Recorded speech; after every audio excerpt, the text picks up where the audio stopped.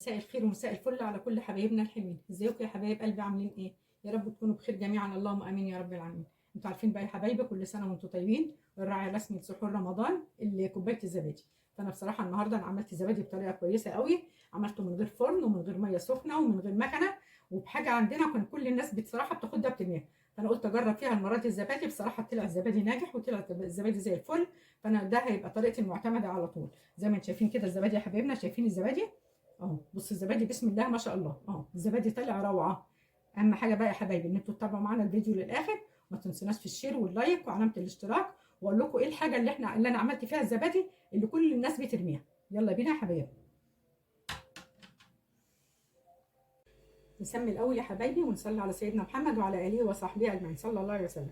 دولك يا حبايبي تقريبا حوالي كيلو وربع او اقل بحاجات بسيطه. كيلو وربع لبن جايباه من عند اللبان اللي هو العادي اللي هو الكامل الدسم. غليته كده يا حبايبنا وسبته لما برد بقى زي دمعه العين شويه، يعني يا دوبك يبقى دافي بسيط. اول حاجه هنا انا معايا بقى هنا دي كوبايه زبادي. بسم الله الرحمن الرحيم.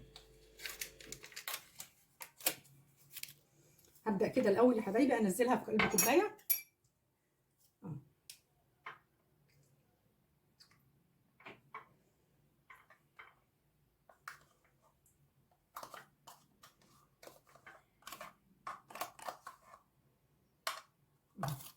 وهنبدا كده الاول كده احنا عايزينها تبقى ايه زي الكريمه. هقلبها كده الاول اهو زي ما انتم شايفين ايه. هبدا بقى كده انزل عليها بشويه من اللبن نفسه. انا ما بحبش ازود الزبادي ميه، بنفس بشويه كده من اللبن، ونبدا نقلبها تاني. قلبوا الزبادي كده مع شويه اللبن. بسم الله الرحمن الرحيم. لازم تقلبوه كويس يا حبايبي، احنا مش عايزين فيه اي كلكعه خالص.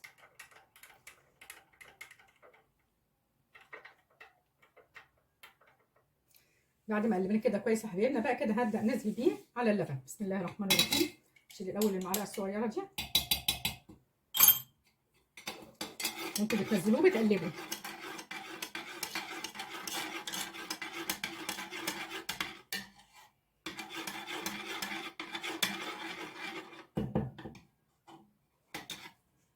طبعا عشان الزبادي اللي هنا برد تاني كده شويه لبن فيه، وبرده ارجع اقلبه وانزله في قلب اللبن.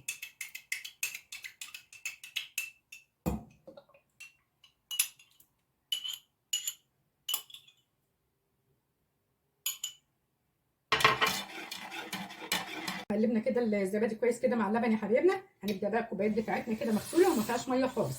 هنبدا بقى ننزل كده بالزبادي، اللهم صل على النبي، في قلب الكوبايات. بسم الله الرحمن الرحيم.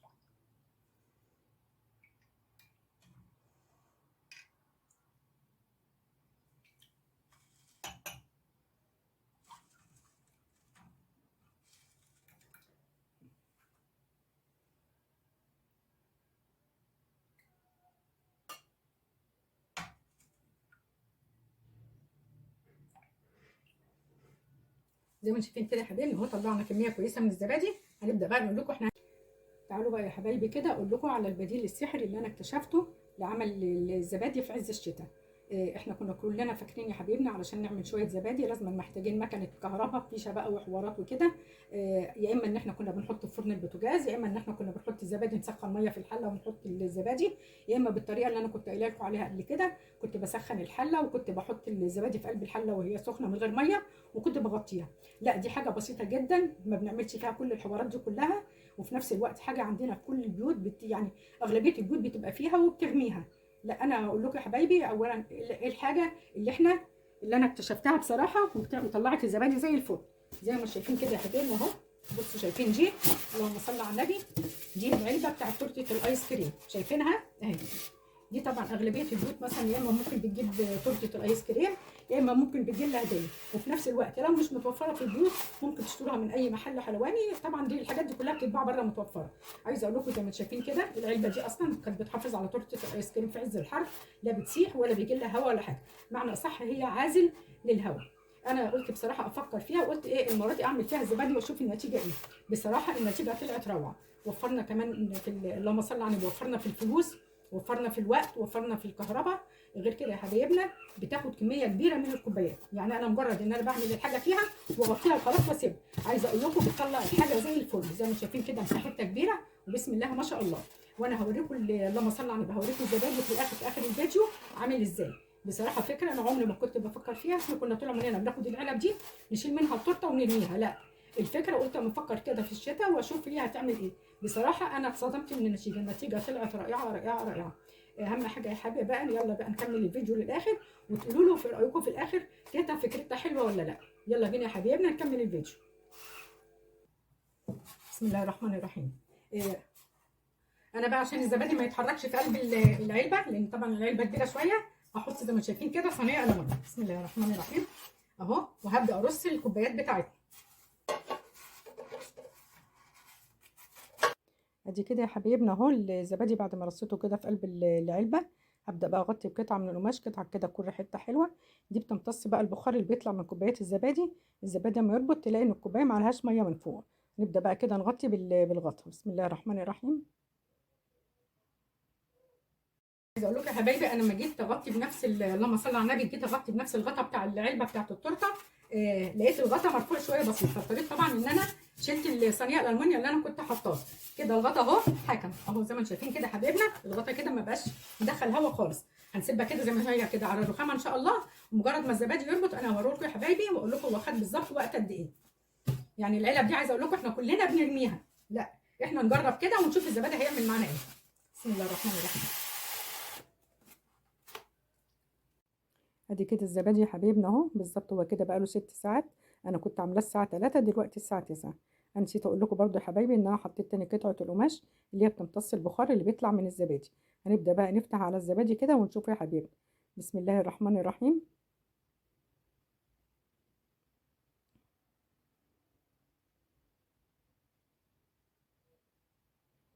ايه رايكم بقى؟ شايفين الزبادي طالع بسم الله ما شاء الله. اهو الزبادي طالع روعه. عملناه في حاجه ما كلفتناش، دي تعتبر بديل لمكنه الزبادي. اهو الزبادي طالع زي الفل بسم الله ما شاء الله. ادي كده يا حبايبنا اهو الزبادي، شايفين الزبادي بسم الله ما شاء الله. الزبادي طلع روعه اهو، من غير مكنه ومن غير فرن ومن غير ميه سخنه. يعني في حاجه كنا بنرميها، علبه فل الناس كلها بترميها. فانا بصراحه قلت اجرب فيها الزبادي. بصراحه طلعت الطريقه ناجحه والطريقه ممتازه. انا دي هتبقى طريقتي المعتمده فيها على طول ان شاء الله. رغم ان احنا يا حبايبنا انتوا عارفين طبعا ان احنا دلوقتي في عز البرد. عايزه اقول لكم بقى يا حبايب قلبي، لو الفيديو بتاعنا عجبكم ما تنسوناش بقى في الشير واللايك وعلامه الاشتراك. اترككم في رعايه الله، والسلام عليكم ورحمه الله وبركاته.